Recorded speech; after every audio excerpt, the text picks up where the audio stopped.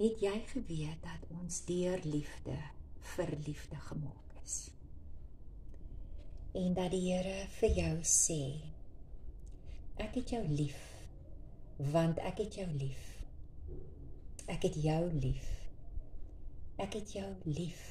Ja, ek het jou lief, want dit is wie ek is.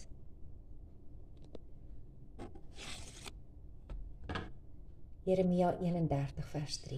Die Here het aan my verskyn uit die verte. Ja, ek het jou lief gehad met 'n ewige liefde. Daarom het ek jou getrek met goedertierenheid.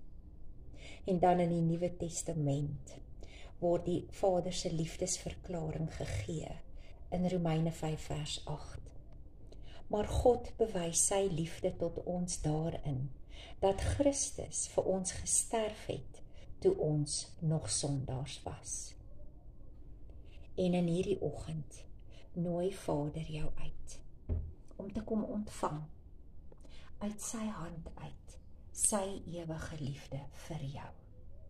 Wat jy nie nodig het om te verdien nie, maar omdat dit sy wese is, nooi hy jou uit, om sy liefde te leer ken, om sy liefde te glo, want God is liefde.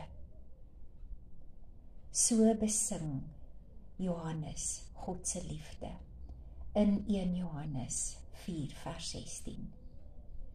En die mooiste mooi wat ek ontdek het, is dat dit gaan nie oor my liefde vir God nie. My liefde vir die Vader en die Seun en die Heilige Gees nie, maar dit gaan oor sy liefde vir my. Want 1 Johannes 4 sê ook, hierin is die liefde geopenbaar. Nie dat ek God lief gehad het nie, maar dat hy my eerste lief gehad het en sy Seun gegee het as 'n verlosser, as die ene wat aan die kruis vir my kom sterf het.